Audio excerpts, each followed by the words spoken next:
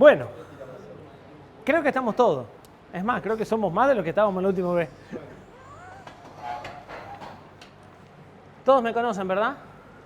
No hace falta que me presente de vuelta. Y sigue, joder. A ver.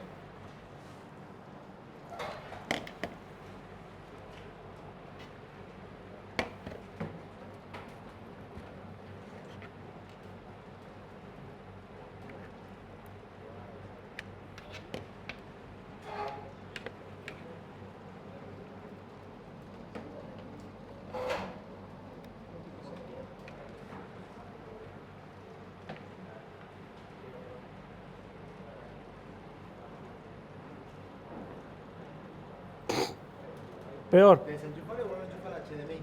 Dejarlo enchufado el cable.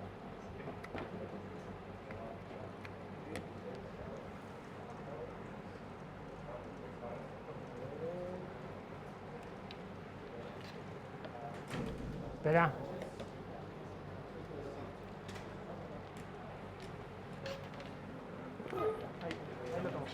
Bueno, veamos qué hace ahí. Esperemos que se porte bien. Bueno.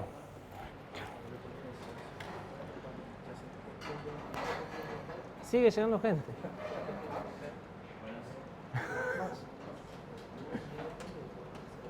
Ya tengo más que en computación.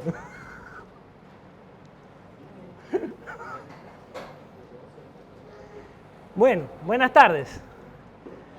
Preparé 15 diapositivas antes de empezar con el primer tema, como para poner algunos términos en común y como para aclarar algunos conceptos que creo que son interesantes saber. Arrancamos por ahí y después arrancamos con el primer tema. ¿Sí? ¿Qué es un sistema embebido? Creo que están todos sentados acá porque todos saben qué es un sistema embebido, ¿verdad? No. Bueno. Normalmente llamamos a sistemas embebidos a computadoras de propósito específico, con un software que normalmente no es cambiable por el usuario, ¿sí? Que sirve para resolver una función específica. A diferencia de los sistemas de propósito general, donde el software sí es algo que el usuario puede cambiar y cubren distintos tipos de tareas. ¿Sí? La particularidad que tienen los sistemas embebidos es que van desde cosas extremadamente chiquitas, que cuestan extremadamente baratas, centavos de dólar, a sistemas que pueden costar millones de dólares. Porque tienen sistemas embebidos que pueden estar controlando, no sé, por hacer algo sencillo, un lavarropa, y cuesta un par de dólares el sistema de control, hasta sistemas embebidos que controlan los telescopios de la NASA o cosas por el estilo, que también son sistemas embebidos, tienen una función específica, pero son muchísimo más caros, muchísimo más complejos, ¿sí? Entonces, cuando hablamos de sistema embebido, tenemos una amplitud de tamaños, complejidades, precios y demás enorme. Eso quiere decir que podemos encontrar sistemas operativos, sistemas embebidos que utilizan sistemas operativos y sistemas embebidos que no, y vamos a encontrar un montón de características que varían y todo sigue siendo sistema embebido. Es realmente muy amplia la gama en la que nos podemos mover de tamaño, complejidad, costo, etcétera. O sea, casi todas las variables tenemos un rango muy grande. Las escalas de fabricación pueden ir de pocas unidades a millones, ¿sí? Eso va a hacer que algunos sistemas se ataquen de una forma y otros sistemas se ataquen de forma distinta. O sea, algunas de las cosas que vamos a ver son válidas para un rango de sistema embebido y no para otros rangos de sistema embebido. Nosotros vamos a cubrir lo que yo más experiencia tengo, que son pocas unidades, ¿sí? Desarrollos de pocas unidades, de soluciones puntuales y de mediana a baja complejidad, ¿sí? Cuando crece en escala, cambian parte de los procesos de desarrollo y cuando baja en la escala es más parecido a lo que son desarrollos en medida, ¿sí? Son normalmente soluciones de nicho. Es lo que se puede desarrollar en el mercado local. Muchas veces los sistemas embebidos tienen una o más de una de estas características. Muchas veces los sistemas embebidos son reactivos. ¿Qué quiere decir que un sistema embebido es reactivo? Que es un sistema que permanece pasivo y reacciona a cambios en el entorno. O sea, está supervisando variables del entorno y cuando se producen determinados cambios, reacciona. Por ejemplo, todos los sistemas de control, ¿sí?, son del tipo reactivo. Es muy normal encontrar sistemas embebidos reactivos, sistemas embebidos que no hacen nada si no pasa nada, ¿sí? Muchas veces son sistemas de tiempo real. Vamos a ver un poquito más adelante la definición estricta de qué es tiempo real, pero eso quiere decir que los tiempos de respuesta están acotados, ¿sí? Muchas veces controlan sistemas críticos. Un sistema crítico es un sistema que cuando falla puede producir una catástrofe. Muchas veces son operados por batería, cada vez más. Muchas veces usan varios protocolos de comunicaciones para conectarse con sensores, para conectarse con otros sistemas embebidos que resuelven otra parte del problema, etc.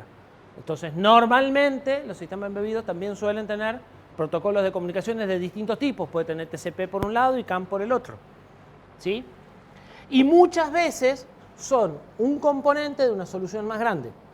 Resuelven una parte del problema e interactúan o con otros sistemas embebidos o con sistemas de propósito general para resolver algo más grande, ¿sí? En general, los sistemas embebidos van a tener por lo menos una de estas características y pueden tener todas o varias, ¿sí? De nuevo, tenemos mucha amplitud en las variables de distintos tipos de soluciones que podemos desarrollar. Los sistemas reactivos, había dicho después, recién, la idea es aclarar algunas de las cosas que dije, reaccionan a un estímulo del medio ambiente. Y una definición es un sistema que interactúa permanentemente con el entorno y se ejecuta al ritmo determinado por ese entorno, ¿sí? Reacciona a la velocidad de respuesta del entorno.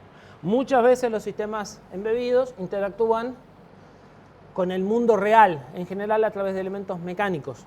Entonces muchas veces también hay diferencias monstruosas de velocidades entre los tiempos de reacción del sistema embebido y los tiempos de reacción de lo que está controlando, ¿sí? ¿Qué es un sistema de tiempo real? En general todo el mundo escucha el sistema de tiempo real y piensa algo que tiene que andar rápido. No. Un sistema de tiempo real es algo que tiene que responder siempre dentro de ventanas de tiempo perfectamente definidas, que no tienen por qué ser rápidas, ¿sí? Un sistema de tiempo real debe definirse sin estadística, sin usar estadística. O sea, ustedes tienen que tener el 100% de certeza de cuál va a ser la respuesta. Y una restricción, cuando hablamos de sistema de tiempo real, van a encontrar muchas veces que hay hard real time y soft real time. Cuando hablamos de hard real time, esa restricción, si no se cumple, puede ocasionar una catástrofe. O sea, no es una restricción negociable. Y ojo que la restricción puede ser por tiempo máximo y por tiempo mínimo. O sea, tiene que accionar en una ventana, ni antes ni después. Depende el contexto en el que estemos hablando. Pero, por ejemplo, en los sistemas de freno de ABS, reaccionar demasiado pronto tampoco sirve, ¿sí? Hay una ventana de tiempo en la que se tiene que producir el accionamiento y esa ventana se tiene que cumplir siempre. Cuando hablamos de soft real time, esa ventana no es tan estricta. Normalmente un buen ejemplo de algo soft real time es una interfaz de usuario. Entonces, ¿cuánto es el tiempo de respuesta? 500 milisegundos. ¿Y qué pasa si tenemos 600? Nada. ¿Y si tenemos 750? Tampoco. O sea, tratamos de mantenernos en los 500, pero si en algún momento nos pasamos un poquito, no se va a romper nada, ¿sí? Entonces, en las restricciones soft real time, podemos relajar o no hace falta que analicemos el 100% de los casos, ¿sí? Tenemos una certeza de que 99% de los casos están cubiertos, está perfecto. En hard real time, no. Sí o sí, tenemos que tener el 100% sin ningún caso que se escape. Es muy difícil encontrar restricciones hard real time. O estamos hablando de procesos de control, donde si no reaccionamos, o sea, si no accionamos algo mecánico, eléctrico, dentro de cierta ventana de tiempo, tenemos una catástrofe, o de protocolos de comunicaciones, donde si yo no procesé la trama dentro del tiempo de recepción de trama, la pierdo y me la pisa la otra. ¿Sí? Son los dos ejemplos más fáciles de encontrar de hard real time. Normalmente en un proyecto el pedacito hard real time es un pedacito chiquitito. En ese pedacito se pone todo el esfuerzo y en el resto simplemente se aseguran de que no interfiera y listo. ¿Sí?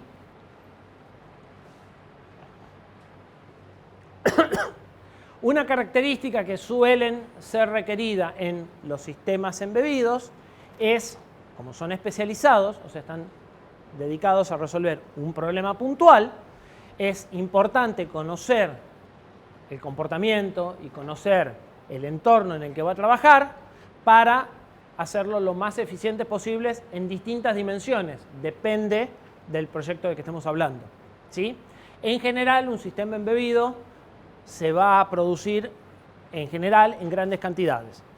¿Sí? Entonces, la eficiencia va a estar multiplicada por la cantidad de unidades que fabriquemos. Vale la pena ser eficientes en el uso de energía, en el uso de memoria. Me significa comprar un procesador más chico, y cuando hablamos de que se fabrica en grandes cantidades de unidades, hace diferencia pasar a un procesador más chico. En tiempo de ejecución, peso, tamaño y costo. ¿Sí? Normalmente vamos a tratar de optimizar todo esto. No vamos a, o sea, salvo de vuelta que estemos hablando de que vamos a fabricar 4 unidades para una solución de nicho, nos vamos a esforzar en optimizar todo esto porque eso va a tener un rédito económico importante, a diferencia de una computadora de propósito general, que si compramos una computadora un 15% más cara, no pasa nada. ¿Sí? Entonces, normalmente van a encontrar que cuando desarrollamos sistemas embebidos, hay un punto de eficiencia más significativo que cuando se desarrollan sistemas de propósito general. Bien, ¿qué es un microprocesador? Todos son electrónicos, todos deberían saber. Sin leer. Un microprocesador es un procesador integrado en una única pastilla. ¿Sí? Hasta los años 72, 73, una cosa por el estilo, los procesadores se fabricaban usando distintos chips en placas. Intel, con el 4004, pasó a integrar todo lo que hacía falta para un procesador, que es la unidad aritmético-lógica, los bancos de registros y el sistema de control, con la máquina de estados finitos que gobierna todo eso, en una única pastilla. ¿Sí? A partir de ahí, en general, al día de hoy se usan microprocesadores, procesadores integrados en una sola pastilla. ¿Sí? ¿Qué es un microcontrolador? Ahora, antes de poner la diapositiva.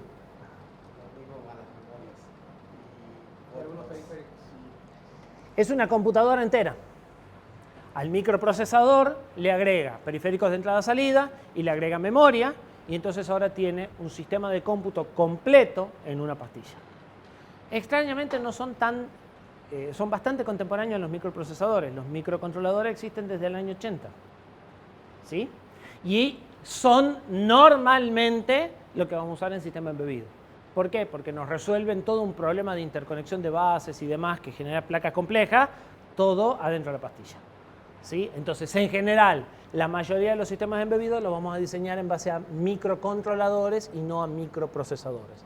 El ámbito en el que se siguen usando los microprocesadores son los sistemas de propósito general de gran porte. ¿Sí?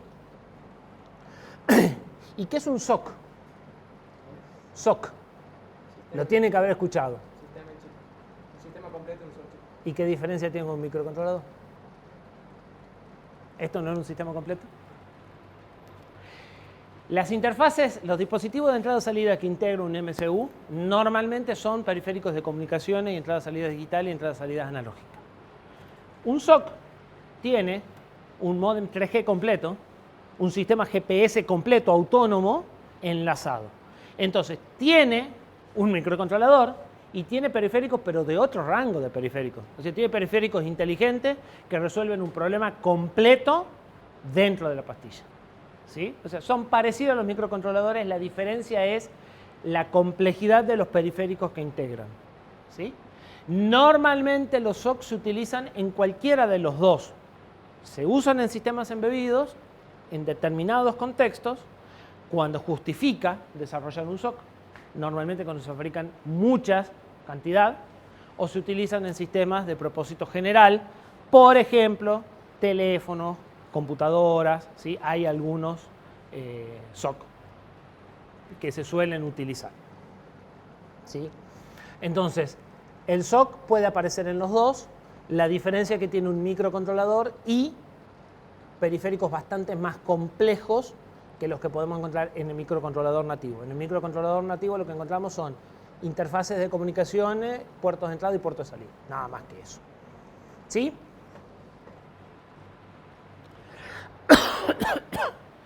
Bien, ¿cómo es una interfaz de entrada-salida?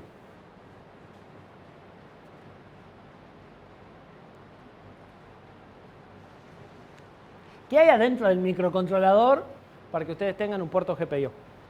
Todos saben lo que es un puerto GPIO. Cualquier sigla que yo diga y no la sepan, me paran. Porque el chiste de esto es que todos entendamos lo que estamos diciendo. Sobre todo en este que estamos tratando de poner términos en común. Así que si uso alguna sigla y no la saben, ¿qué quiere decir GPIO? ¿Saben todo lo que es GPIO? Sí. No. GPIO es la sigla de General Purpose Input Output. Son las entradas y salidas digitales de propósito general. Es decir, con lo que prenden LED o leen teclas en los microcontroladores. ¿Sí? Entradas y salidas digitales para prender y apagar cosas, básicamente. ¿Qué hay detrás de un puerto GPIO? ¿Y qué hay detrás de un puerto de comunicación? ¿Y qué hay detrás de cualquier puerto de un microcontrolador? ¿Hablando de la electrónica? Sí, hablando de la electrónica. ¿Cómo hace el microprocesador para activar un GPIO o para mandar un dato a un puerto de comunicación? Ah, el diagrama de bloque muy general, ¿no? Tiene transistores. No, más arriba. Hay registros. O sea, hay lógica combinacional y hay registros. Y esos registros están mapeados en direcciones de memoria específicas. ¿Sí? Y tienen funciones específicas de acuerdo a la lógica combinacional que tienen conectada esos registros. ¿Sí? Básicamente una patita relacionada con un bit específico. Básicamente, si vos escribís en esta dirección de memoria un 1, eso aparece en esta patita. Y si vos escribís en esta dirección de memoria un 1, esta patita de entrada, y si escribís un 0, esta patita de salida. Y la misma lógica sigue en los puertos de comunicaciones. Si vos escribís acá un 4, vas a transmitir a 9600. ¿Sí? O sea, hay un conjunto de registros que están mapeados en direcciones de memoria específicas, ¿sí? Dadas por el fabricante, y donde ustedes escriben determinados valores y esos valores operan sobre la electrónica que está a continuación del registro. La unión entre el microcontrolador o el microprocesador y el dispositivo de entrada y salida son estos registros, ¿sí? Que o se leen del procesador y se escriben desde la lógica cuando es un resultado, o se escriben desde el procesador y se leen desde la lógica cuando es una señal de control o un dato. Cada registro tiene una dirección definida, diseñada por la persona que lo conectó a los bases, en el caso de los microcontroladores, el que diseñó el servicio. No tenemos control sobre eso. ¿Sí? Lo que tenemos es un manual que nos explica cada uno de los registros, con cada una de las patitas, con cada una de las funciones. Normalmente en un microcontrolador moderno un manual de 4.000, 5.000 páginas. ¿Sí? Bien. Adicionalmente, ustedes saben mucho de costos de chip seguramente y saben que el costo de fabricación de un circuito integrado está dado por el área de silicio que ocupa y la cantidad de terminales que tiene la cápsula y el tamaño de la cápsula, pero en realidad la cantidad de terminales. O sea, el cobre de las cápsulas y el área de silicio. ¿Sí? Normalmente, el costo de ingeniería de la pastilla de silicio interna al microcontrolador es lo suficientemente alto como para que justifique a una misma cápsula de silicio ponerla en distintos encapsulados con distintos tamaños de pata. Entonces, se diseña una cápsula para manejar 48 terminales, pero La misma puede venir en 48, 32 o 16 y hay terminales que desaparecen, no están conectados a ningún lado. ¿Sí? Entonces, como en el microcontrolador nosotros no podemos cambiar nada de cuántos dispositivos, cuántos terminales, cómo están mapeados, todo eso lo decidió el fabricante cuando hizo el silicio. Normalmente tengo una gama muy grande de microcontroladores para elegir el que más se amolda a lo que yo necesito. ¿Sí? Y por esa misma razón, como los terminales son caros, cada terminal suele tener más de una función. O sea, el mismo terminal puede ser un puerto serial, puede ser una señal analógica, puede ser una señal digital. ¿Sí? Típicamente un microcontrolador va a tener entre 4 y 8 funciones por cada terminal de entrada-salida. ¿Sí? Esto eventualmente también, depende del fabricante, la misma función puede aparecer por 2 o 3 pines. ¿Sí? Yo puedo sacar el puerto de comunicaciones 1 por el pin A1, por el pin C3 o por el pin B4. ¿Cuál es el objetivo? Bueno, el objetivo es que pueda aprovechar lo que me hace falta. Como tengo más de una función, por ahí en el mismo pin tengo un puerto de comunicaciones que me hace falta y una entrada de interrupciones que también me hace falta. Entonces me llevo el puerto de comunicaciones a otro pin.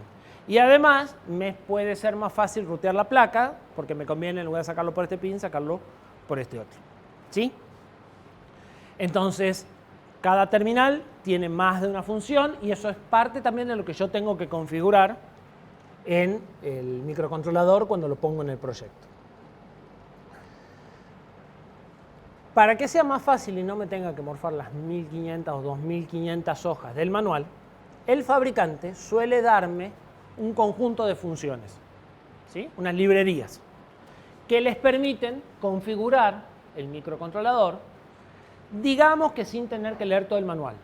A veces algo hay que leer del manual, pero hay que leer mucho menos, ¿sí? Por lo pronto no hay que sentarse para usar a binario cada uno de los valores de los registros y entender las tablas, todo eso lo podemos ahorrar.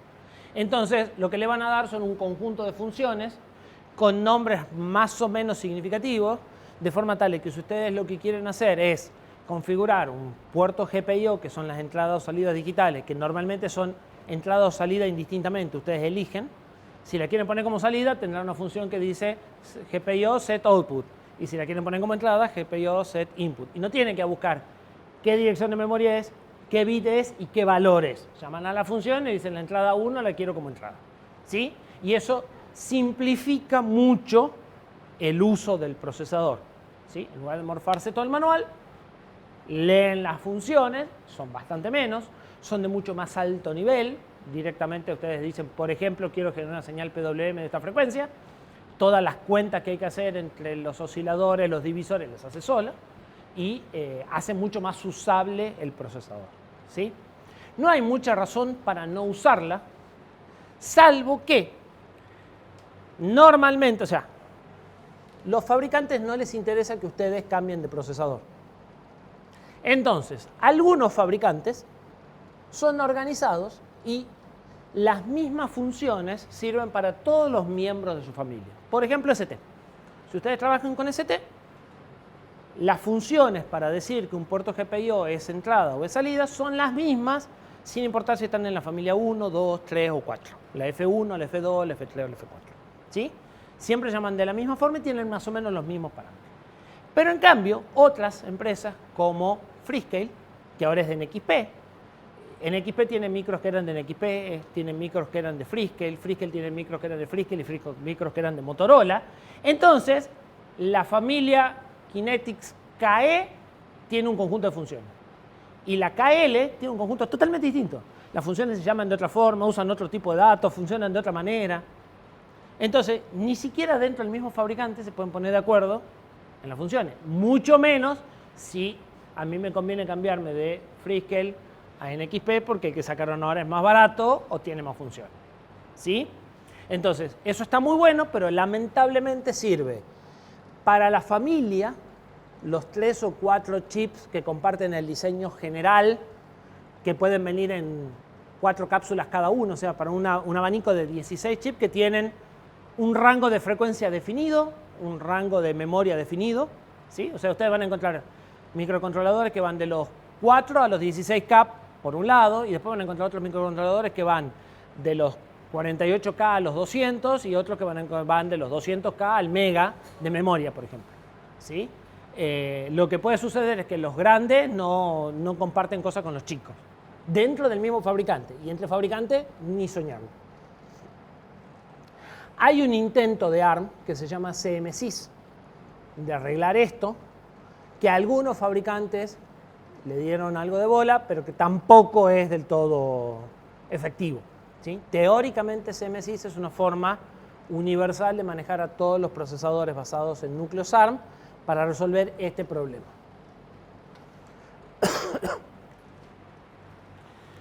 Algo que sucede, y que por ahí a veces no se llega a entender por qué, es que un microcontrolador que salió este año, que tiene el doble de RAM del que veníamos usando hace 5 años, cuesta la mitad. Tiene más RAM, tiene más frecuencia y cuesta menos. Y la explicación para eso en realidad es muy sencilla. El costo está dado por el área de silicio. Aún con litografías viejas, o sea, aún con procesos viejos. Hoy el proceso de punta es 2 nanómetros. Un proceso de 20 nanómetros es un proceso recontraamortizado, recontra obsoleto. Pero si yo hago un microcontrolador en un proceso de 20 nanómetros que lo venía haciendo en 40, bajé el área a la mitad. Entonces, cuando saco un microcontrolador nuevo que utiliza el proceso actual, no el proceso de hace 4 años, aun cuando sea más complejo, ocupa menos área. Y como es una tecnología amortizada, porque siempre las litografías que usan el microcontrolador son litografías amortizadas, en realidad solo depende del área. Y del costo de ingeniería, como venden millones de unidades, el costo de ingeniería no importa. Entonces lo que sucede es que al tipo, cuando está la litografía de 20 como más económica, seguir fabricando componentes de 40 le molesta. Y el microcontrolador que hace 4 años o 5 años o 8 años tenía el precio más económico, empieza a subir de precio y los nuevos, que tienen más prestaciones, son más baratos. Y ahí viene el por qué ustedes estaban preocupados en programar en C y por qué vamos a ver toda una materia de software y nada de electrónica. Porque si ustedes tienen que reescribir todo el software para cambiar el microcontrolador, no van a cambiar el microcontrolador. Si ustedes no diseñaron su software pensando que eso va a ocurrir dentro de 3 o 4 años, van a estar atados a microcontroladores viejos, caros, y van a dejarse competitivos si están fabricando un producto. ¿Sí? Entonces,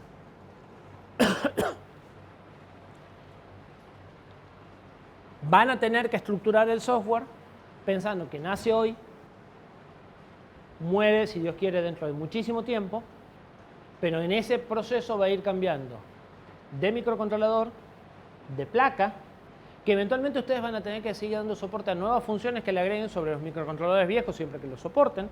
Entonces, no van a compilar para una placa siempre la misma, van a tener que empezar a compilar proyectos que tienen varios targets de destino, ¿sí? Para poder mantener el producto viejo y el producto nuevo dentro de lo que se pueda. ¿Sí?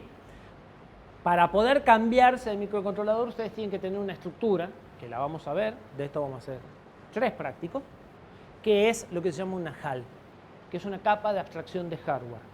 A eso que les da el fabricante muchas veces lo llama HAL, pero no es una HAL, ¿por qué? Porque ustedes no se pueden cambiar libremente de microcontrolador. En el caso de CT, que está bien hecha y es prolija, se pueden cambiar cualquiera de CT, pero no se pueden cambiar a otro fabricante. Entonces, si ustedes quieren tener independencia del fabricante, la HAL la van a tener que diseñar ustedes. Sí o sí. Inevitablemente. ¿Qué es la idea de la HAL? La idea de la HAL es estructurar el software en forma de capas.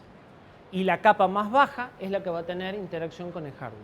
Y todo lo que hagan de software por encima no va a depender de hardware, sino que va a depender de sus funciones propias, ¿sí? Para interactuar con el hardware. Eso va a hacer que concentren toda la parte que depende de hardware en un determinado lugar donde sea fácil de cambiar cuando necesiten soportar más de una placa al mismo tiempo, ¿sí? Y donde no rompan la lógica de lo que hace la aplicación porque cambiaron de microcontrolador, ¿sí?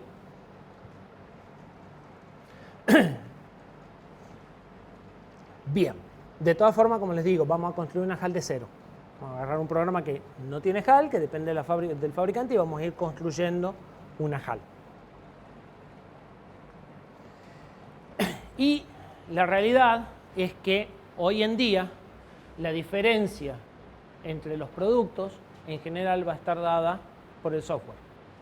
Y si les queda duda, piensen en base a qué eligieron su último celular. ¿Sí? El hardware marca poca diferencia. La diferencia en general está dada por el software. La diferencia de prestaciones, porque la usabilidad está dada por el software. Lo que interactúa el usuario está dado por el software. ¿Sí?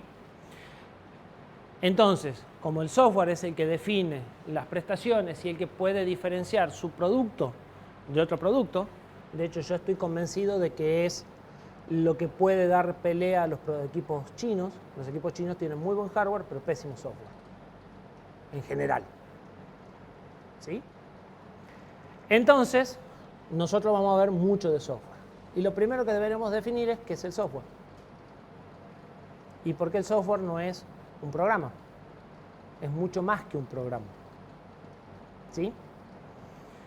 Entonces yo agregué 3 diapositivas de ingeniería de software. El software es el conjunto de instrucciones que se ejecutan, programa, más las estructuras de datos que permiten que ese programa se ejecute para extraer información, más toda la documentación sobre el diseño, construcción, uso y despliegue de esos programas. ¿Sí? El software va más allá del listado de instrucciones del programa. Y la diferencia entre un software que se puede mantener o un software que funciona bien, normalmente va a estar dada acá o acá. Pocas veces acá. ¿Sí? Y estas son las dos cosas a las que en general ingeniería electrónica les da mucha menos bolilla. Esta porque ni tienen una materia de esto, y esta porque todos tratamos de hacernos los osos con esta parte. ¿Sí? Ahora, la documentación, vamos a ver con el tiempo, no es escribir manuales, no necesariamente es escribir manuales. La documentación puede ser cosas tan simples como el nombre de las variables o el nombre de las funciones, o en qué archivos están las cosas o en qué carpetas están las cosas. ¿Sí? Hay muchas cosas que están autodocumentadas, pero eso hace la diferencia que cuando ustedes tengan que hacer cambios, los entiendan, no los entiendan, los cambios sean más seguros o tengan más propensión a meter la pata y a introducir errores. ¿Sí? Entonces, por eso hablamos de software y no hablamos de programa, porque el software va más allá de solo el código que vamos a ejecutar. La forma de hacer las cosas tiene mucha importancia.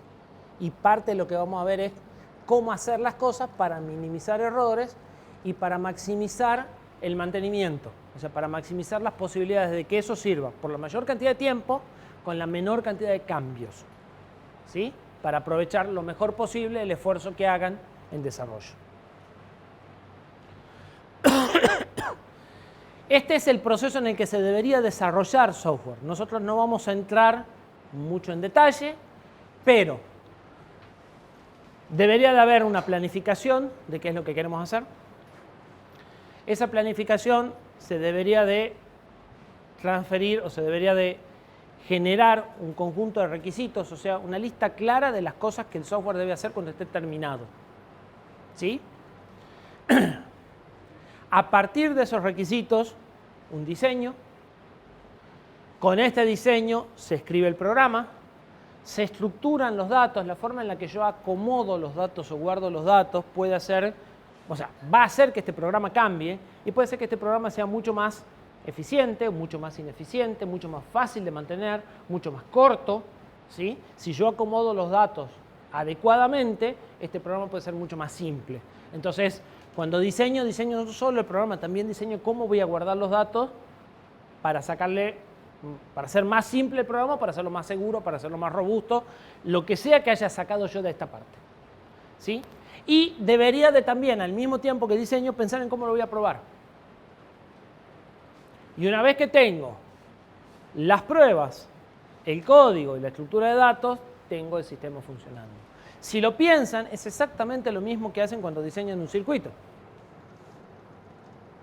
Diseñan las especificaciones, hacen un diagrama de bloques, de alguna forma piensan cómo lo van a probar, cómo lo van a medir, voy a necesitar un osciloscopio, un generador de señal, no importa, pero piensan cómo lo van a medir, fabrican el circuito, y lo integra. ¿Sí? No hay gran diferencia en el proceso.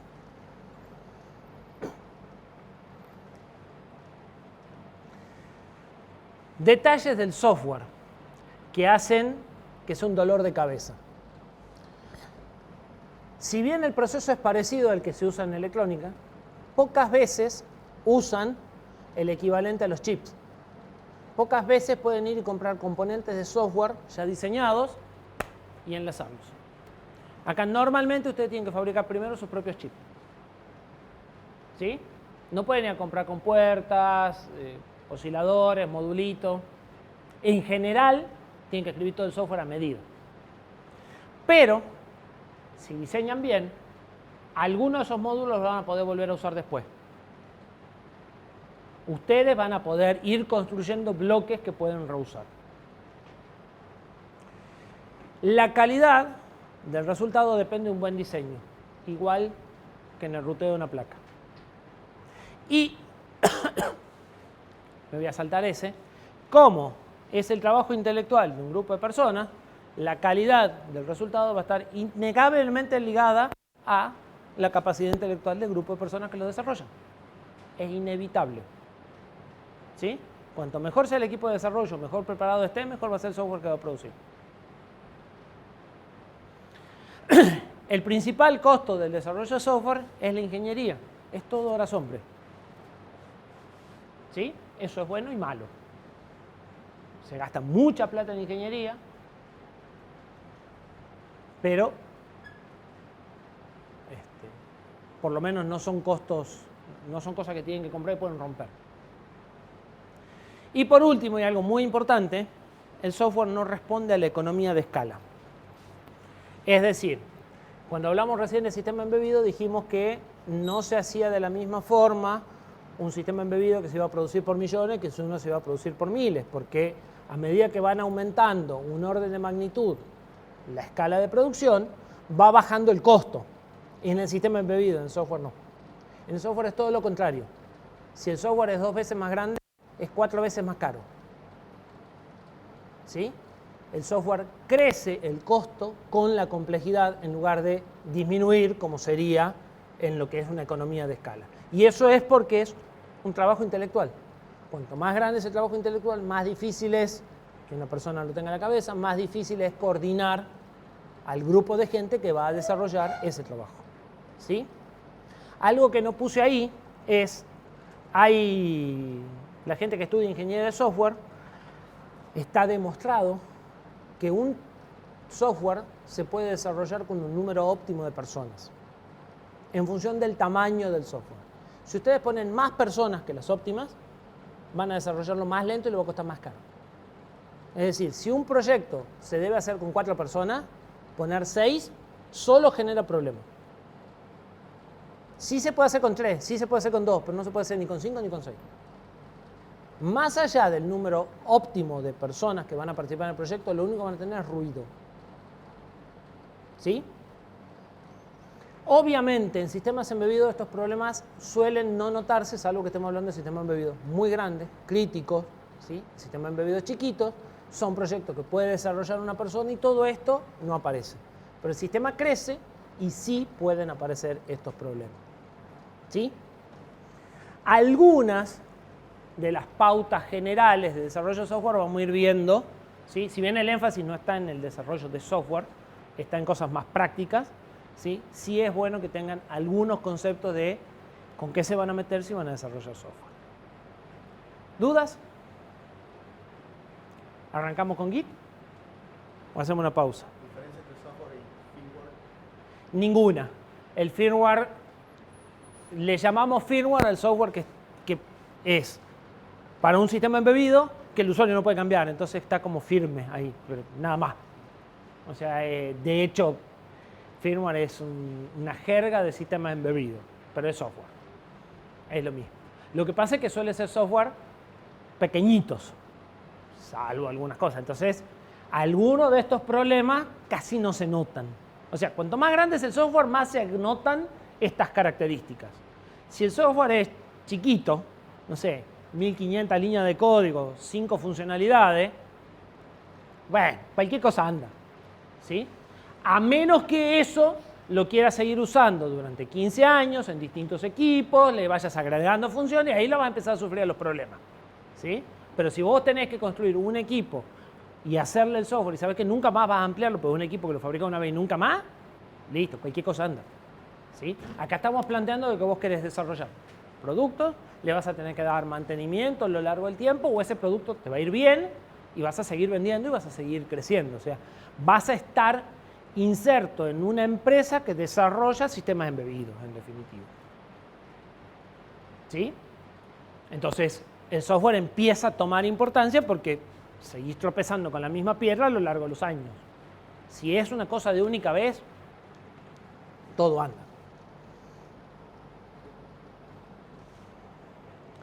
Bien.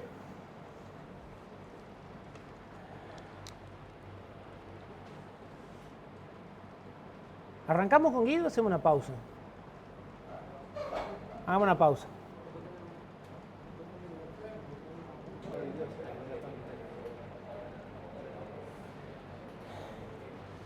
Primer tema. Control de versiones de código fuente. O sea, Git. En realidad, hay otras herramientas que sirven para hacer control de versiones de código fuente. Por ejemplo, Subversion. ¿Sí? Pero hoy por hoy lo más difundido es Git, lo más, no sé si fácil de usar, pero lo más fácil de conseguir servidores donde respaldar es Git.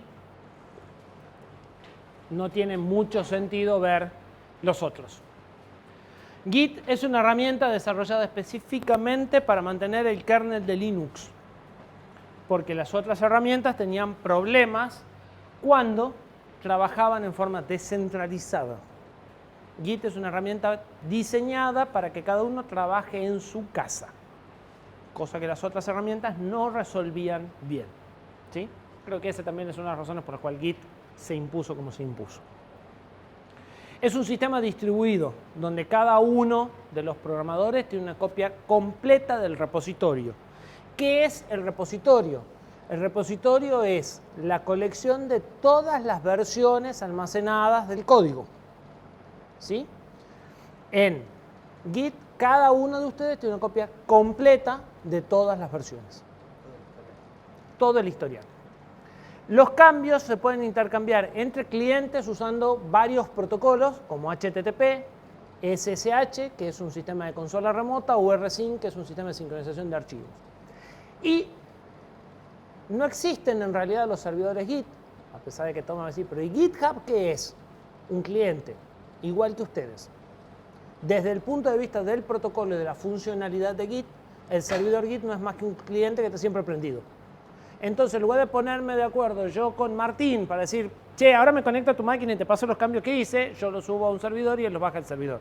Pero ese servidor, a nivel implementación, es un cliente más, ¿sí? Que lo usamos de intermediario. Bien.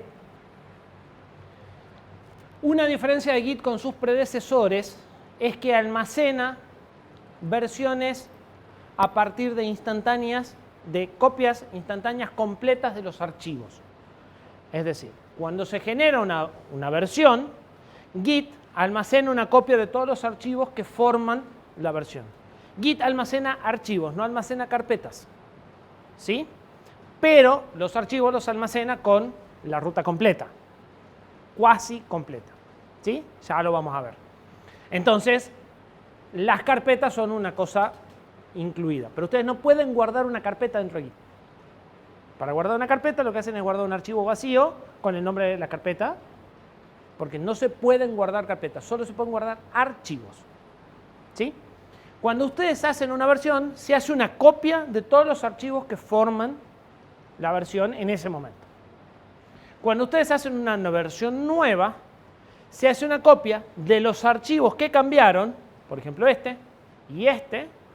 y se mantiene un enlace a los archivos que no cambiaron. Ya ahora vamos a ver técnicamente cómo lo hace.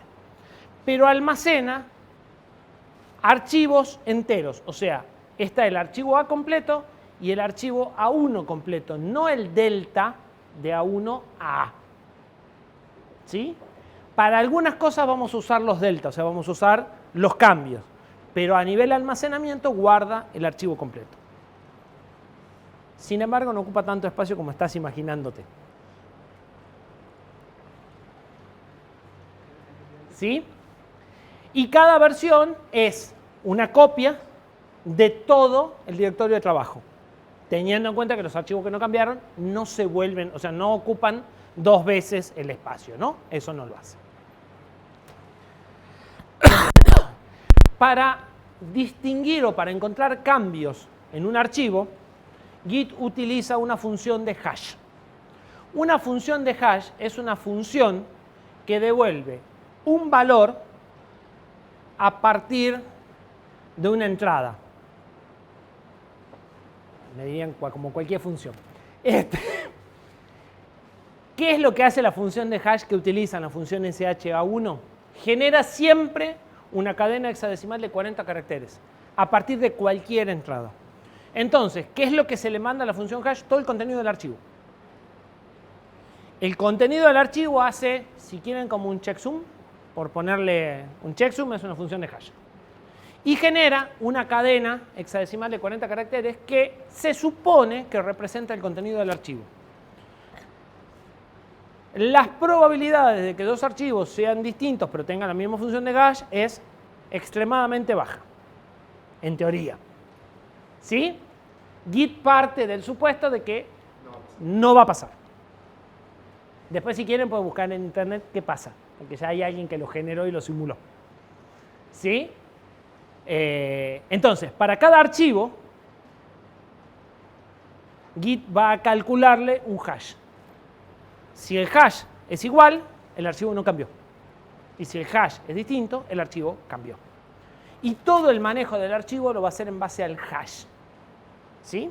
Entonces, cuando él guarda la copia, al nombre del archivo, el hash va a ser el nombre del archivo directamente. ¿Sí? Y de esa forma va a ir detectando cambios. Un repositorio Git tiene tres áreas. El Working Directory, ¿sí? O el área de trabajo, es la carpeta que ustedes verían si no tuviesen Git. O sea, ustedes en el navegador de archivos tienen una carpeta. Ponen archivos, carpeta, ¿sí? Lo que ven con el sistema de archivos, con el explorador de Windows, eso es el Working Directory. Es lo que ustedes abren con Visual Studio Code, con el bloc de nota, con lo que sea que vayan a trabajar y editan. ¿Sí? Los archivos sobre los que están trabajando. Eso es el Working Directory. Además de eso está el repositorio. El repositorio es una carpeta oculta .git que está adentro de nuestra carpeta de trabajo. En esa carpeta .git está todo el repositorio. Todo lo que hace falta para tener todas las versiones y para recuperar y demás, está todo adentro de esta carpeta. Como archivos. Eso quiere decir que si ustedes copian esta carpeta de trabajo, la duplican, están duplicando también el repositorio. ¿Sí? Y finalmente hay un área de staging o un área de preparación. En el área de preparación yo pongo los cambios que quiero confirmar. ¿Sí? Cuando yo voy a preparar una versión, la versión se prepara, es decir, yo elijo qué cambios quiero guardar y qué cambios quiero descartar. Preparo en el área de preparación los cambios y una vez que tengo los cambios todos preparados y curados, por decir de alguna forma, recién genero una nueva versión y la guardo en el repositorio Git. Por eso estas son las acciones. Cuando yo traigo del repositorio Git una versión en particular, hago un checkout. Eso cuando quiero recuperar una versión en particular, la última o alguna vieja, no importa. ¿Sí? Saco información del repositorio Git y pongo en mi copia de trabajo los archivos de acuerdo a esa versión en particular. Entonces, abro el editor y veo la versión esa. Cuando yo hice cambios y los quiero guardar, primero los preparo haciendo un staging. Y una vez que tengo todos los cambios listos, hago un commit para crear una nueva versión que ya queda guardada en el repositorio Git. ¿Sí? ¿Se entiende más o menos cómo las acciones? Igual vamos a hacer mucha práctica de esto, pero la idea es primero ir armando un esquema y después verlo en la práctica. Cada archivo nace untracked. O sea, ustedes crean un archivo. Ese archivo no está bajo control de versiones. Si ustedes cambian ese archivo, no pasa nada. Si ustedes deciden que ese archivo debe ser guardado en una versión, lo tienen que mandar al área de staging. La primera vez agregando el archivo. Para eso hacen un add. Y el archivo entero se prepara en el área de staging. Cuando todos los cambios están preparados y hacen un commit, ese archivo quedó guardado en la versión y en principio no tiene cambios porque está exactamente igual que cuando lo guardé. Entonces el archivo pasa a estar sin modificaciones. Si yo lo edito al archivo, ese archivo pasa a estar modificado si guardo los cambios. Y puedo hacer, normalmente, lo que voy a hacer es un stage de los cambios y un commit y vuelvo a estar sin modificar. Podría deshacer las modificaciones y llevarlo, arrepentirme y dejarlo como estaba en la última versión, que es una flecha que no está acá, pero existe. Y también podría decir este archivo no hace falta más y lo podría remover del control de versiones. Pero removerlo del control de versiones es de las versiones de acá en adelante. En las versiones en las que ya estaba, ese archivo estaba. O sea, si yo voy a una versión en la que ese archivo estaba incluido, va a seguir estando incluido. ¿Sí? Simplemente que de ahora en más ya no me hace falta. Bien. Vamos a la práctica.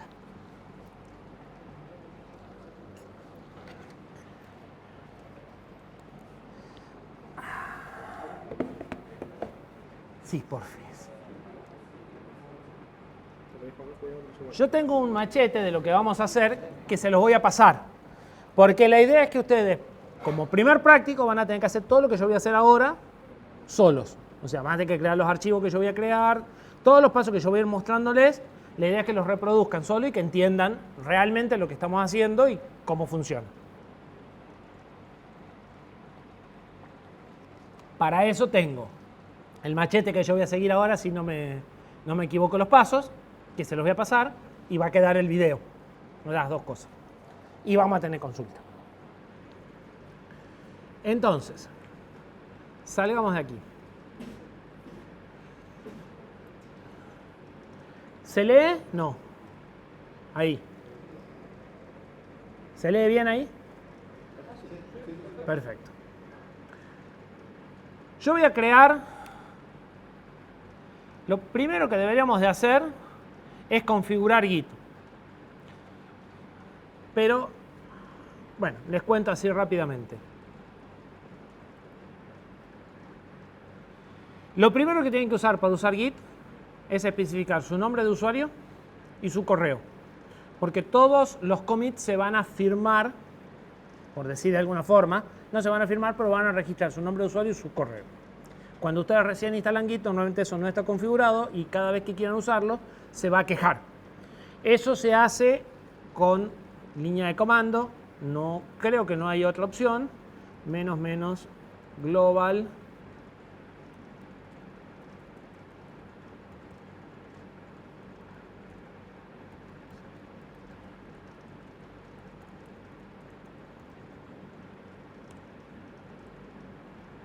y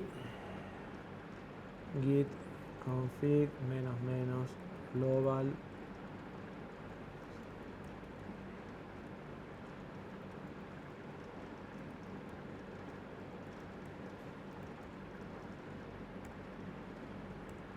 y para revisarlo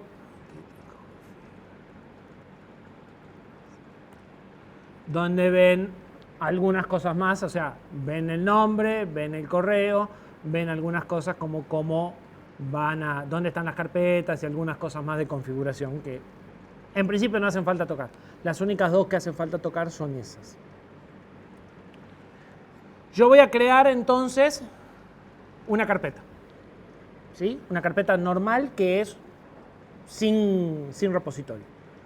Para eso voy a ir a la carpeta proyectos.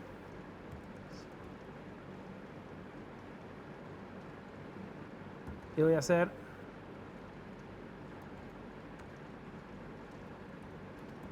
la carpeta embebidos. Si vengo al Explorer, esto es el equivalente al explorador, en la carpeta proyectos, tengo la carpeta embebidos vacía.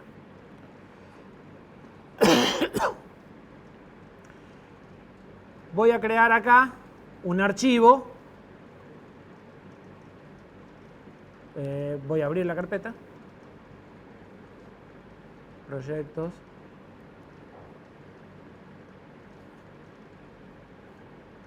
Y voy a crear un archivo de texto.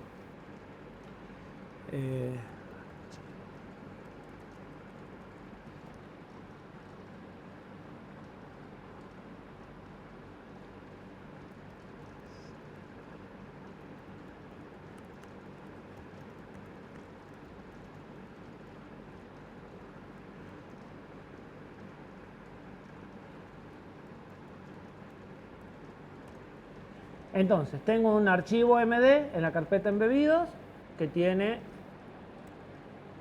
este contenido. ¿Sí? Si yo me voy a ver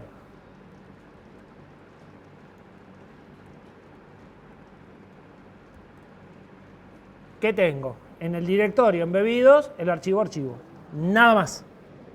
¿Sí? Si yo convierto esto en un repositorio, Git init va a convertir la carpeta en la que estoy en un repositorio. Ahora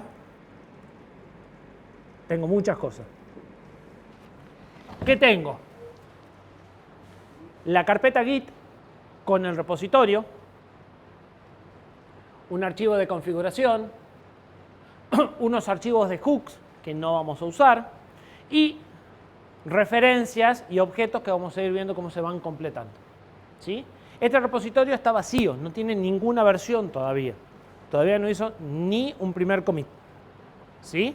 Pero el solo hecho de haberlo convertido en un repositorio ya creó toda esta información. Si yo me vuelvo a Visual Studio,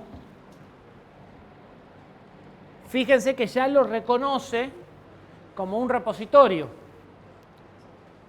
Esto me está diciendo que en principio está en la rama main del repositorio, ¿sí? Y me dice que el archivo está untracked, ¿sí? Y ya me da la posibilidad de hacer un commit.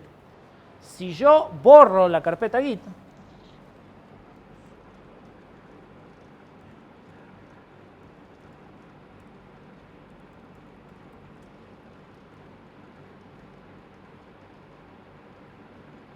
este es medio tonto a veces para darse cuenta, pero si lo vuelvo a abrir,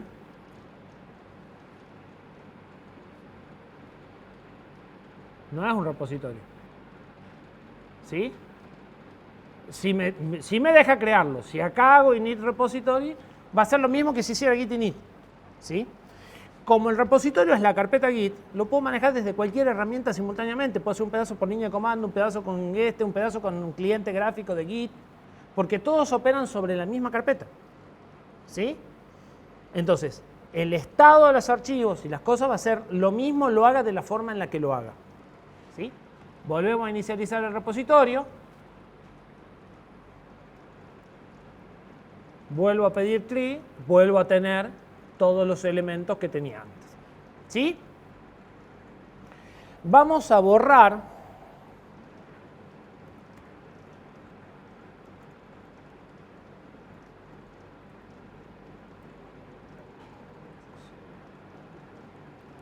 todos los hooks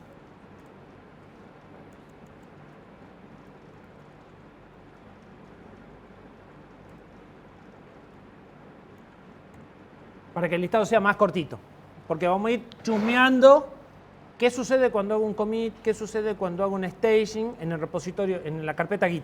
Entonces, para que no aparezca todo eso que no lo vamos a usar, lo borro. ¿Sí? Bien. Acá ya Visual Studio me está diciendo que este archivo está untracked. O sea, yo modifiqué un archivo dentro de una carpeta Git y ese archivo no está preparado para mandar, para entrar en una versión. ¿Sí? Lo que tendría que hacer es un stage o mandarlo al área de staging. Para mandarlo al área de staging, el comando sería git add y el nombre del archivo. Fíjense que ahora el archivo está staged. ¿Sí? Y si yo pido git status, me dice que hay un archivo nuevo que se está agregando tal cual como está, que está en el área de staging. Si yo hago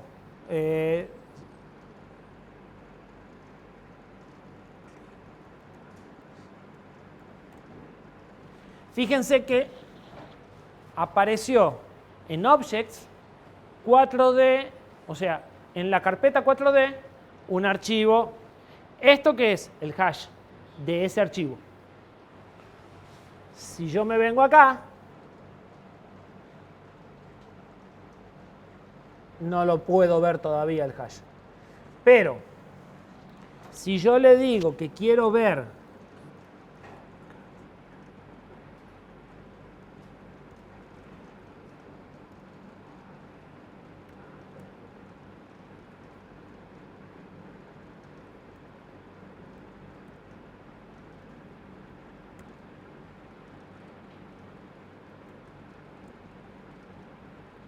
eh,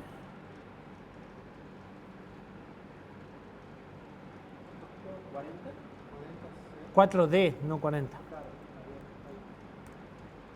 Fíjense que el contenido de ese archivo es el archivo que yo hice en staging. Entonces, ¿qué es en realidad hacer staging? Hacer la copia del archivo con el hash. O sea, calcularle el hash y guardar una copia del archivo. Ese archivo está comprimido. O sea, si yo veo el archivo con un cat común, no voy a entender nada. ¿Sí? Por eso estoy usando este comando de git para ver el contenido del archivo. ¿Sí? Piensen que Git está pensado para manejar archivos de texto, o sea, código fuente. No es buena idea meter binarios adentro de un repositorio Git. Se puede, pero no es buena idea. Uno por cada archivo. ¿Sí? Yo ahora, sobre el archivo preparado, o sea, el archivo está en staging. ¿Qué está en staging? La versión esta. Si yo edito, va a haber cambios respecto a la versión preparada, porque la versión preparada es una copia en el momento que hice el stage. ¿Sí?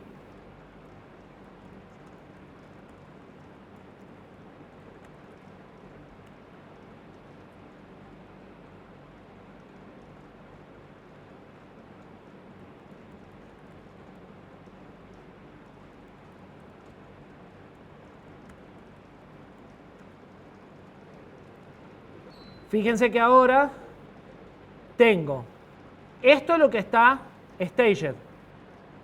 Y estos son los cambios respecto al staged. ¿Sí? Cuando yo haga un nuevo, o sea, si yo hago un staging de los cambios, se va a guardar el archivo entero con otro hash. ¿Sí? Git guarda archivos completos, pero Git tiene mucha facilidad para comparar dos archivos y obtener los cambios, y después poder aplicar esos cambios en un tercer archivo. Si bien él guarda archivos enteros, tiene facilidad para extraer, para comparar dos archivos y extraer los cambios de este respecto a este, y después esos cambios eventualmente aplicarlos sobre un tercer archivo, siempre que sea posible. ¿Sí? Entonces, guarda versiones completas, pero tiene mucha facilidad para extraer cambios y aplicar cambios.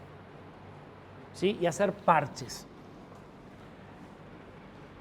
Si yo me vengo acá y pongo git status, voy a ver lo mismo. O sea, lo que estoy viendo ahí es lo mismo que vería con el comando git status. ¿Sí? Y me dice que tengo un archivo tracked y cambios. Si yo hago git diff archivo, me dice lo mismo que me está diciendo Visual Studio. Esto es un parche. Fíjense que les dice cuál es el archivo de base, cuál es el archivo con el que se compara, están los hash, 4D es el hash del archivo de base y EF es el archivo de hash, es el hash del archivo nuevo ya modificado, ¿sí? Se compara EF contra 4D y esto les dice a partir de qué línea empiezan los cambios y cuántas líneas hay de diferencia, ¿sí? Y el más le dice que se agregan y el menos le dice que se fue. O sea, desaparece esta línea y se agregan estas tres. ¿Sí? Probablemente porque en el que yo guardé originalmente me faltaba un retorno de carro. Por eso está eliminando esta y agregando esta con el retorno de carro. ¿Sí? Van a ver que, ve que le dicen no new identifier file. Él les sugiere que los archivos siempre terminen con una línea en blanco. Porque entonces esta línea tiene retorno a carro y si cambia ya no es un cambio. ¿Sí? Después vamos a ver algunas consecuencias de eso. ¿Sí? Si yo hago un tree, probablemente, no, todavía veo un solo archivo. Pero si hago git add, hago un stage de todos los cambios, y ahora sí veo, el archivo viejo sigue estando, en algún momento se va a borrar. En algún momento. Esto es el stage previo. Yo ya no lo veo a ese, sin embargo sigue estando, yo lo podré recuperar. ¿Sí? Este es el que tenía solo el título. Y este es el nuevo. Él lleva en un archivo que está por acá, cuáles son realmente los que están en staging. Este archivo está en staging, este ya no. Quedó el archivo ahí en la carpeta. Hay una operación de purga que va a hacer que ese archivo que está huérfano se borre, ¿sí? Pero todavía está. Y si yo quiero ver el contenido, este sigue teniendo nada más que la línea de cabecera y el EF tiene todo. ¿Sí? Ahora, a nivel stage, lo que está es la versión del EF, o sea, la versión completa. El otro archivo es basura.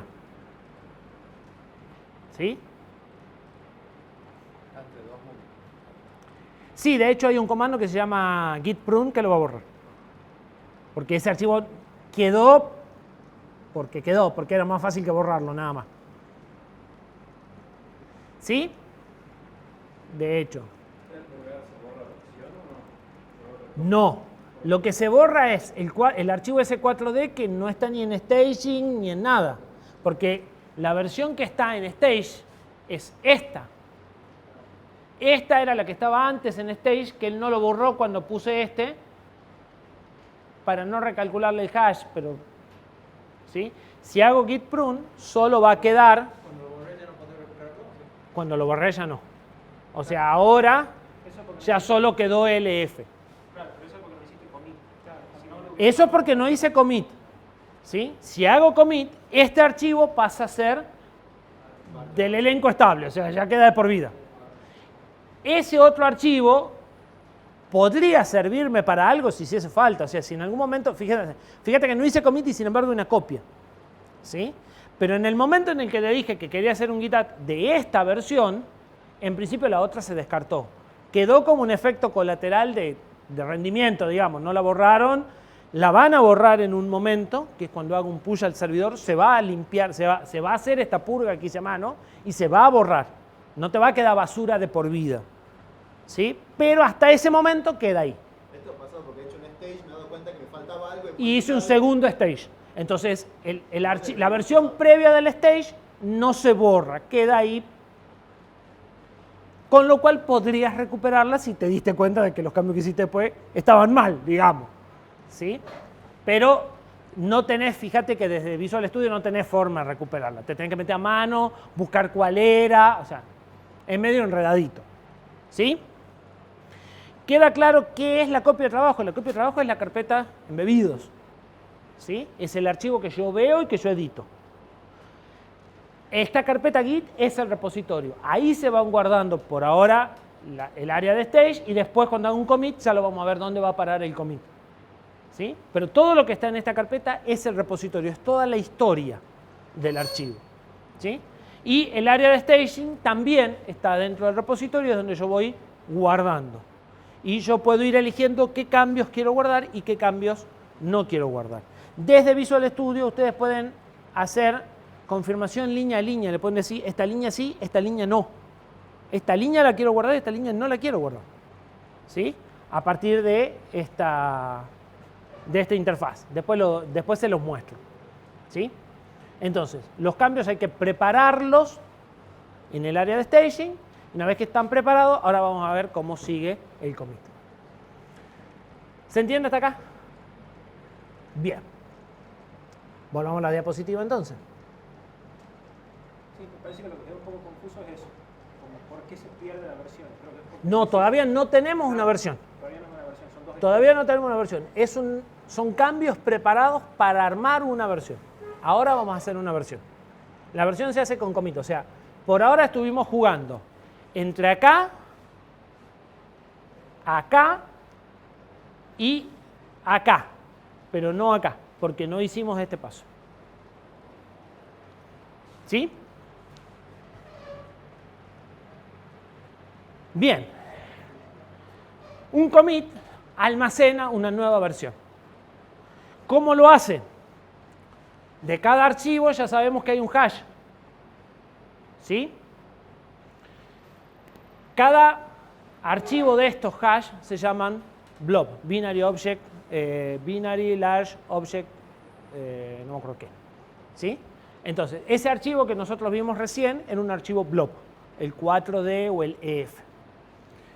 Cuando yo hago un commit, lo que se hace es, además de los blobs que manejan los archivos, se agrega un blob más que tiene todos los archivos que forman, o sea, todos los hash que forman la versión. ¿Sí? Son los que están en staging. O sea, si yo tuviese dos archivos y solo hice add de uno, acá va a estar el que está en staging. El que está en tracked, no. ¿Sí? Entonces, lo vamos a hacer ahora. ¿Qué voy a encontrar? Voy a encontrar que el contenido de directorios que necesito es el archivo .md con el blob hash tanto. ¿Sí? Y acá voy a tener un archivo de texto que tiene el nombre del archivo con los directorios a partir de la carpeta de trabajo, o sea, no toda la ruta, sino de la carpeta de trabajo para adentro. ¿Sí? Entonces acá dirá carpeta barra readme y el hash con el cual recupera a ese archivo. ¿Sí? Se construye este directorio y este directorio se guarda en un blob. Por lo tanto, también tiene un hash.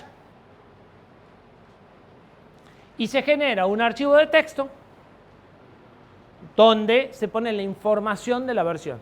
La información de la versión es el autor, el correo, la fecha y hora y el hash del contenido de directorio que corresponde a esa versión. ¿Sí? Si ustedes cambian o sea, fíjense que como y a este archivo se le calcula también el hash. Entonces, la versión se identifica por el hash del commit. El hash del commit depende del autor, de la fecha y de la hora. Es decir, que las posibilidades de que ustedes generen dos versiones iguales son imposibles. ¿Sí? Esto es prácticamente único, aun cuando estén trabajando descentralizado. Por eso se hace de esta forma. Entonces ahora cuando hagamos un commit vamos a encontrar todo esto adentro del repositorio. O sea, vamos a encontrar 3 archivos blob más. Uno va a tener el nombre del archivo, el otro va a tener mis datos, ¿sí? Y van a ver que el hash, del cual normalmente se usan 5 dígitos, porque con 5 dígitos ya no se repite. Dentro de un repositorio, con los primeros 5 ya es suficiente para identificarlo en forma única. Tiene 40. ¿sí? Pero acá adentro sí están los 40, ¿no? Obvio. Entonces, el commit es un archivito de texto que tiene el nombre del usuario, el hash del tree, o sea, de la lista de archivos, y un mensaje. Fíjense que si hay versiones nuevas, o sea, cada vez que yo cambio una versión, hago un commit nuevo. Generalmente hago un tree nuevo si agregué o quité archivos, o si cambiaron los archivos. Pero si hay archivos que no cambiaron el contenido, el blob sigue siendo el mismo. Acá referencio al mismo blob de la vez anterior, y de esa forma es que no duplico archivos cuando voy haciendo versiones nuevas. ¿Sí? Y un blob no se puede eliminar hasta que todas las versiones lo dejen de referenciar. O sea, si alguna versión hace uso del blob, ese blob no se puede borrar. El verde es el índice del commit.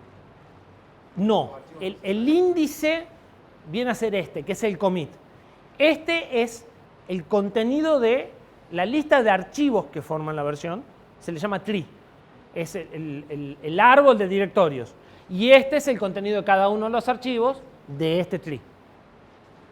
Pero la entrada es el commit, o sea, la entrada es esta información. Esta información tiene el autor, el comentario, la fecha y el hash del tree. Y a partir del hash del tree, como tenés la lista de todos los archivos y los hash de cada archivo, vas, buscas los blobs y reconstruís todo. ¿Sí? Bien. Un commit, además, tiene un enlace a un predecesor. Entonces, esta versión parte de esta versión. Entonces, en la información, además de tener el tree, el autor y demás, tiene un parent. Y podría tener dos parent, ya lo vamos a ver. ¿Sí? Entonces, ¿qué sucede? Si yo tengo acceso a este commit, puedo ir a la versión anterior a partir de buscar el parent y con el hash acceder a este archivo. Y puedo ir al commit anterior a partir de este y buscar este. Lo que necesito es saber por dónde empezar. Necesito saber este hash para saber cuál es la versión más nueva. ¿Sí? Eso es una rama. Una rama es una etiqueta que señala a un commit en particular. Es un nombre y un hash.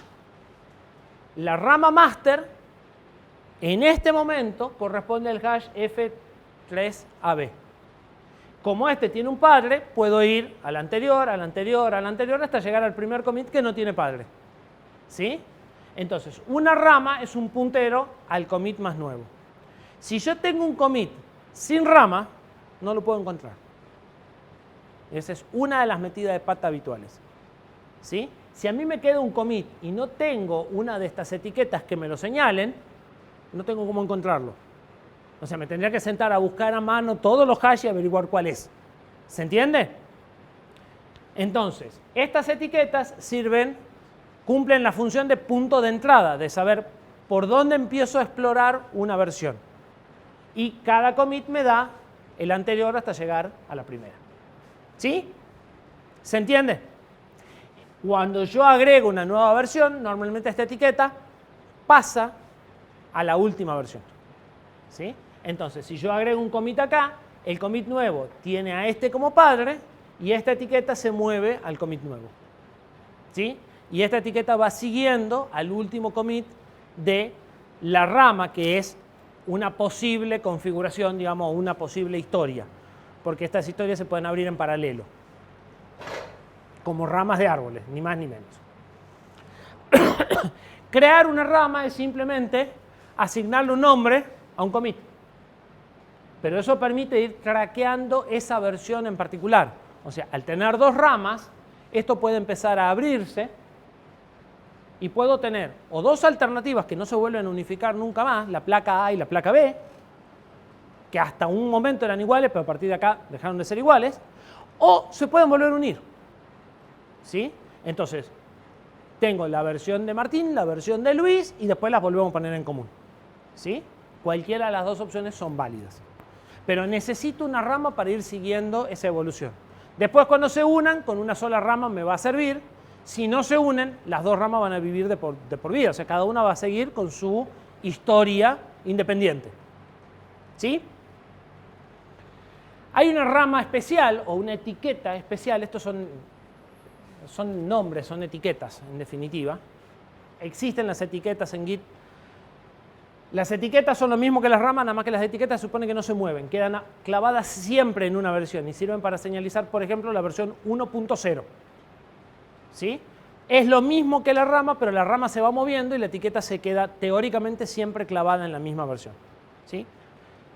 Hay una etiqueta o un nombre especial que se llama head. Head indica cuál es el padre de la copia de trabajo actual. O sea, yo estoy trabajando a partir de qué versión. Yo estoy trabajando a partir de esta versión. Y estoy trabajando a partir de la rama master. O sea, head señala master, que señala a este commit. Entonces, cuando yo vaya a hacer un nuevo commit, este va a ser el padre de mi nuevo commit. Se va a mover master y como head apunta a master, también se va a mover. Cuando yo cambio de rama, head deja de apuntar a master y apunta a testing. Cuando yo cambio de rama, hago un checkout y cambio el contenido de mi copia de trabajo de la versión en la que estaba a la versión a la que me voy.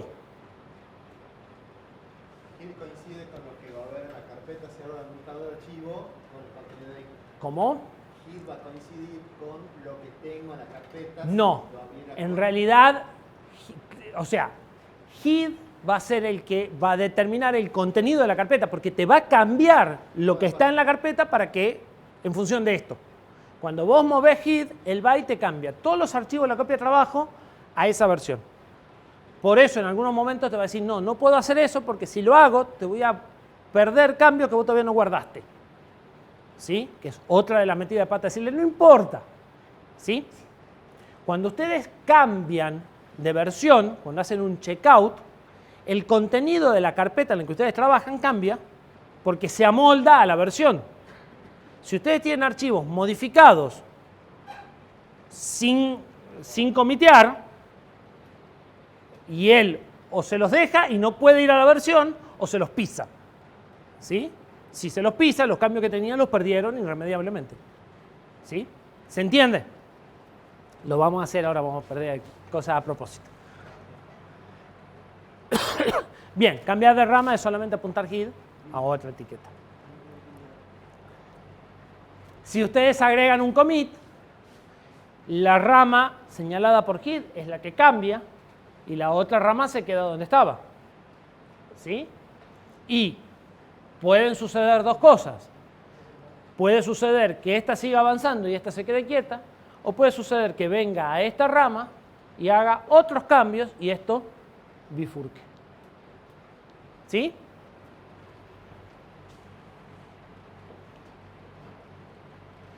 Bien, cuando cambio la rama, yo vuelvo a los archivos como estaban en esta versión en mi copia de trabajo. ¿Sí?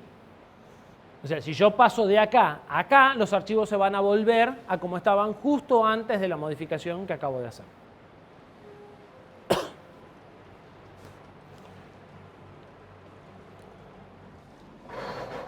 Bien, vamos a hacer dos commits, vamos a hacer dos ramas y nos vamos a mover en las ramas. Entonces,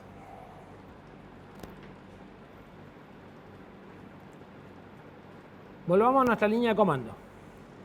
Git commit -m .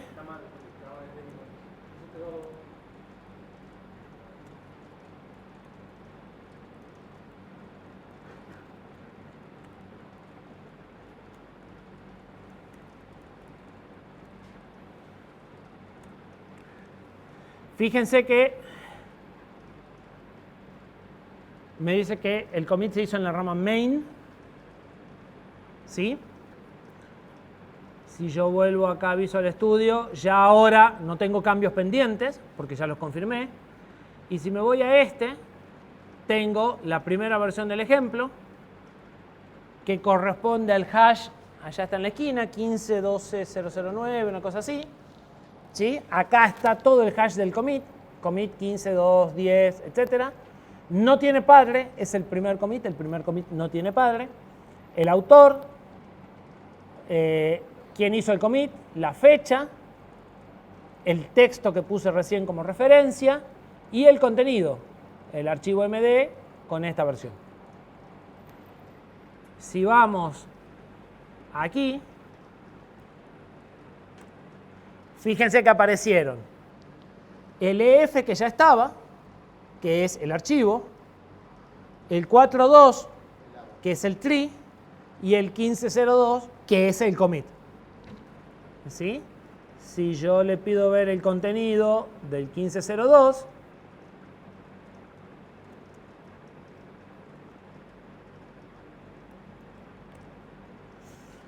es un archivo de texto que dice tree y el hash, autor, committer y el texto. Punto. Y si pido ver el del 42, va a ser un archivo de texto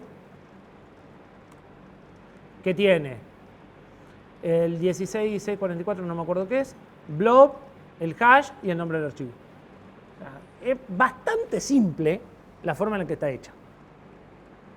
¿Sí? Bien.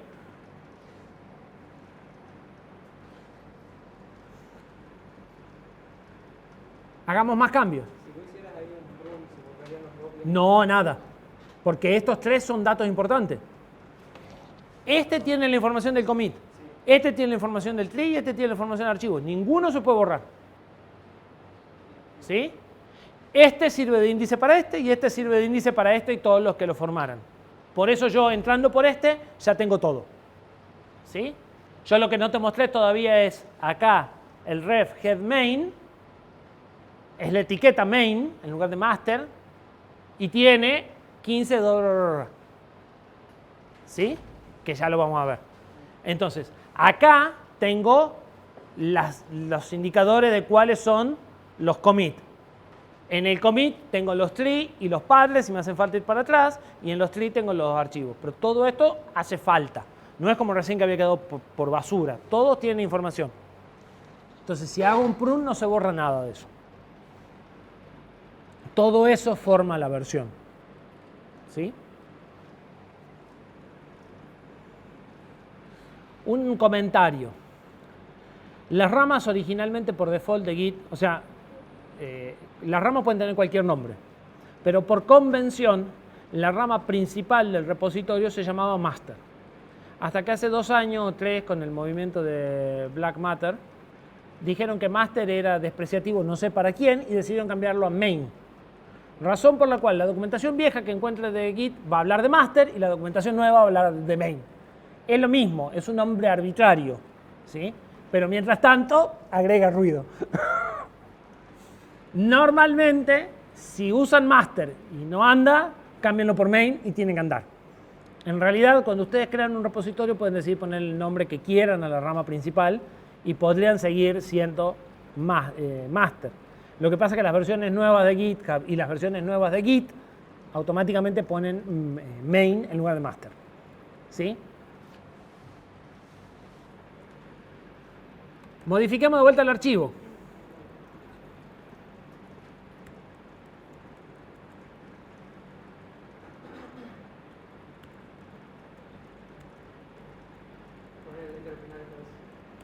Le pongo el enter al final, le pongo el acento a línea también.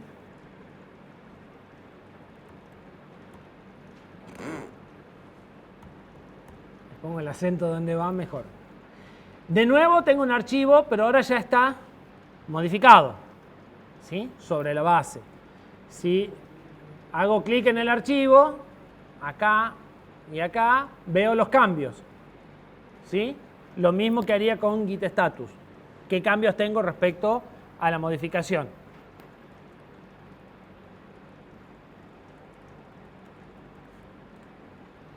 Me muestra igual que antes. Fíjense que ahora la primera parte, el título, no cambia. La que cambia es, esta es porque no tenía newline al final y no me está marcando abajo ahora, no tenés newline al final del archivo. Sí, y me ponía acá un aviso, la última línea no tiene retorno de carro. ¿Sí? Más adelante les muestro cómo se hace los prehooks, esos que borramos, permiten controlar algunas cosas y corregir algunas cosas automáticamente. Y decirle, revisar que no queden espacios al final, retorno de carro, todo ese tipo de porquería en los archivos, por si acaso, antes de hacer commit. Entonces, arregla el archivo y recién lo comitea. ¿Por qué? Porque cuando ustedes trabajan más de una persona, es recomendable que estos cambios estén lo más limpios posible. O sea, que no pasen cosas como esta, donde esta línea en realidad no cambió. Sino que me diga, agregué estas dos, no borré una que no borré. Porque hace más difícil entender los cambios el día que querés analizar qué pasó. Entonces, para eso hay una serie de herramientitas que arreglan cosas como los tabs y los espacios en blanco para identar, espacios que quedan al final de la línea que después se borran, entonces la línea cambió porque se borró un espacio después de nada. Los retornos de carro, hay 3 o 4 de esas pavadas que generan ruido en las versiones que se pueden limpiar automáticamente cada vez que se hace un commit. ¿Sí? Bien. Si hago git add, en el archivo está staged, ¿sí? Y si hago un commit, que ahora lo voy a hacer acá,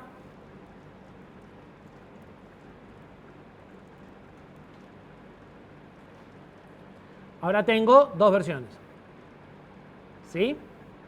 La primera versión y la segunda versión que depende de la primera, ¿sí? La etiqueta main, que me marca la rama en la que estoy trabajando, y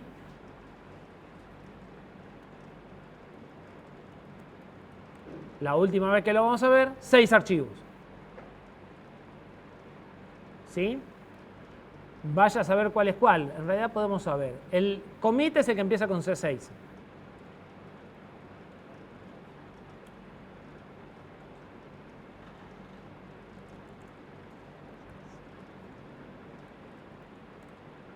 ¿Sí? Ese es el segundo commit. Fíjense que este sí tiene parent, el 1520 que teníamos antes. ¿Sí? Y acá me dice cuál es el tree, el que empieza con 14. Este es el tree.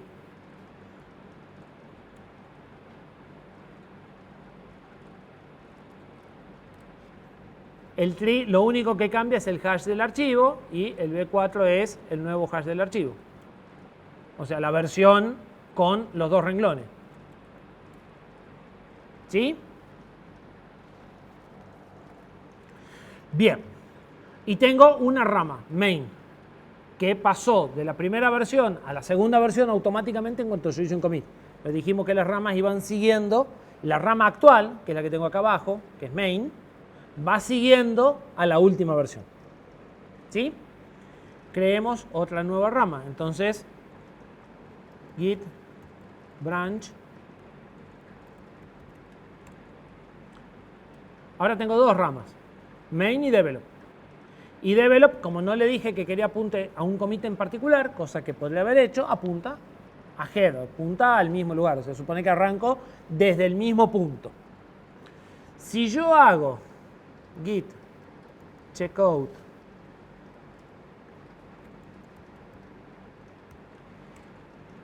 cambio de la rama main a la rama develop, que como apuntan a la misma versión, los archivos no cambian, porque, o sea, técnicamente él vino y corrigió el contenido del archivo MD al de la versión, pero como es la misma versión, sigue teniendo el mismo contenido. Sin embargo, estoy trabajando en develop. Si hago un commit, la que se va a mover es develop, ya no es main. ¿Sí? Main se va a quedar atrasado. Entonces, modifiquemos.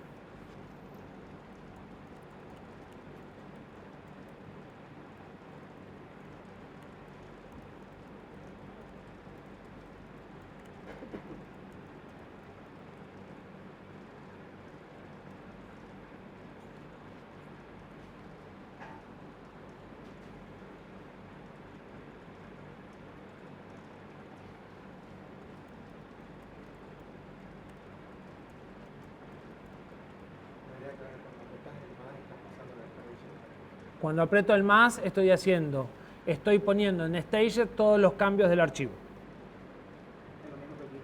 Es lo mismo que el GitHub, exactamente. Ahora que tengo, main sigue apuntando a la segunda y develop apunta a la tercera. Si yo ahora hago un checkout, ¿sí?, de main, que puede ser tan simple como hacer doble clic acá, el archivo ahora sí volvió al contenido de la segunda. Si yo acá tengo cambios,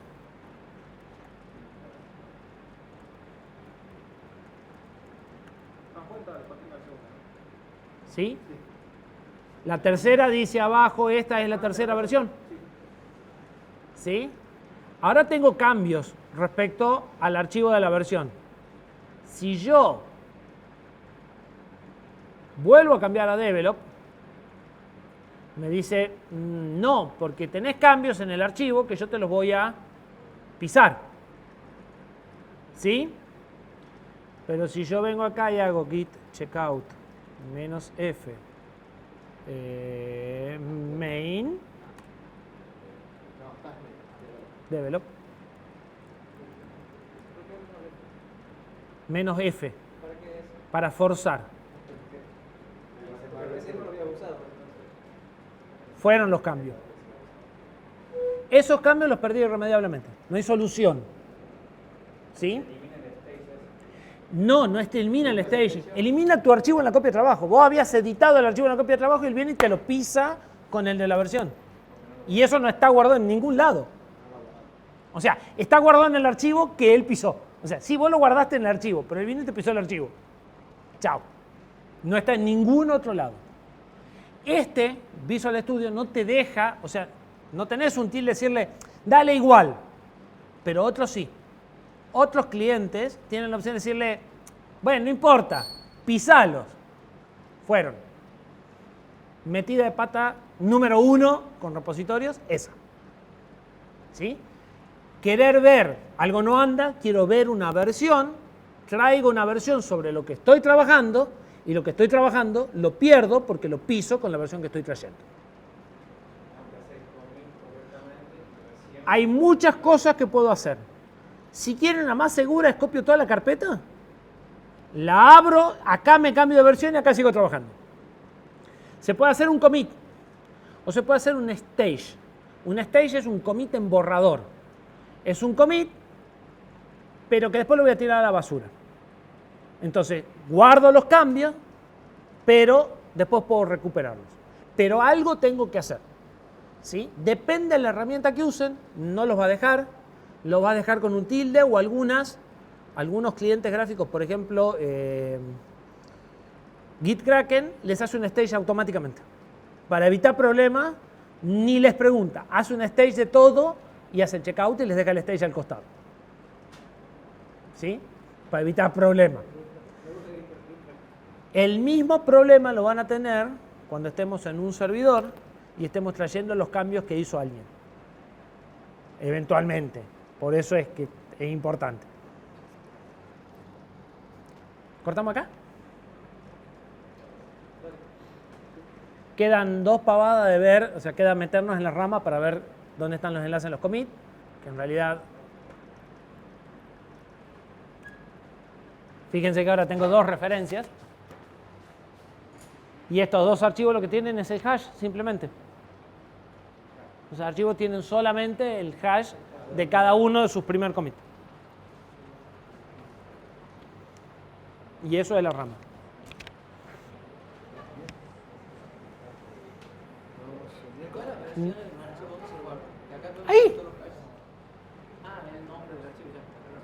Ahí. Ahí está todo. Cada uno va apuntando al padre. Cada archivo apunta el contenido del archivo donde arrancar. Claro, esto es un puntero del commit. El commit tiene el puntero al tree y el tree tiene el puntero a cada uno de los archivos que lo componen a esa versión. Los archivos están en alguno de estos blobs, el tree está en otro y la información del commit está en otro. Después eso se puede empaquetar. Esos blobs se pueden empaquetar en un solo archivo. Uno los mandes al server, ya esto no lo vas a encontrar tan así. Pero lo que hacen es pegar varios de estos en un solo archivo y ya es un problema de optimización. lógicamente sigue funcionando de la misma forma. Cuando vos haces un push o un pull, no. No. Cada X tiempo conglomera esto en archivos binarios más grandes. Calculo que para mejorar la optimización y demás. Entonces, todos los archivos que componen una versión te los empaqueta en un solo archivo y adentro tiene las marcas de cuál es cada hash y demás. Pero conceptualmente es lo mismo, solo que en lugar de hacer un montón de archivos, lo optimiza en archivos que juntan a varios archivos una sola vez, pero nada más que eso. Los IPA. A la larga los cipea. En realidad estos archivos ya están comprimidos. Lo que hace es pegarlos uno a continuación del otro. Pero pasa que cada archivo ocupa un bloque del disco. Ese es el tema. Y como son archivos chiquititos, tenés desperdicio, porque cada archivo ocupa un bloque del disco, que en este caso deben ser 8K o más de 8K, 16K y el archivo tiene 4 bytes. Entonces, para optimizar eso, te los compacta en archivos más grandes. ¿Sí? Pero digamos, es un tema de optimización. A nivel funcionamiento, lo que él tiene es un hash donde está el contenido del archivo, un hash donde hay un archivito de texto básico que construye él con la lista de todos los archivos que forman la versión y un hash con el archivo que tiene un archivito de texto que tiene los datos del commit, que es tan básico como lo que vimos ahí. Y después, un archivo que dice por dónde empieza. Si un commit queda sin archivo que lo marque, está, pero no lo puedes acceder. Que esa es la segunda cagada habitual en Git. Me queda sin el puntero a dónde arranca. Lo que pasa es que en algunos es tan simple como esto. Sí. Ponete uno por uno. No.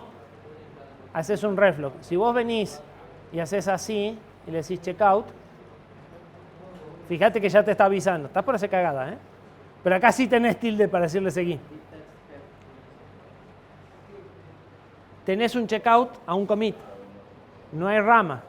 Si vos sobre esto haces un commit, no hay problema, se hace un nuevo commit, pero no hay nadie que lo señale. Cuando te vayas, ese commit queda inaccesible. Y es tan sencillo como hacerle doble clic acá y decirle sí, porque yo quiero ver esta versión y ahora hacer un commit a partir de esta, y ese commit después te queda huérfano, porque no tenés rama. No tenés referencia para empezar. Es tan simple como eso. Y se arregla tan sencillo como antes de moverte de ese commit, venís y le decís, créame una rama ahí, y listo. Y si no, tenés algo que se llama log. Cada cosa que vos vas haciendo en el Git, él va a generar un archivo de log. Y lo podés inspeccionar ese archivo de log y de ahí podés sacar el hash. O le podés decir, deshacé lo último que hice. O sea, en el log, volvete un paso para atrás. Entonces, lo dejás al repositorio como estaba antes de la última macana. En lugar de poner la etiqueta, ahí está el número directamente del hash. Ese es el problema. Y develop y make type. No tenemos puntero, tenemos No tenés puntero. el nombre root. Claro. Entonces vos haces un commit nuevo y no hay problema. Este es el padre, tenés el nuevo commit, acá apunta el commit. Pero cuando lo desapuntás, lo perdiste. Porque es una constante y no tenés variable para referenciarlo. Esas son las 2 o 3 cagadas habituales de Git. ¿Qué pasa? La que aprendes, digamos, no sé. Es una de esas. Seguro es una de esas. O es el checkout. La más común es el checkout. ¿Querés ver una versión vieja? Ese es un checkout de la versión vieja en lugar de explorar acá los archivos y ahí es donde perdiste lo que estabas trabajando. Seguro. Como si me hubiera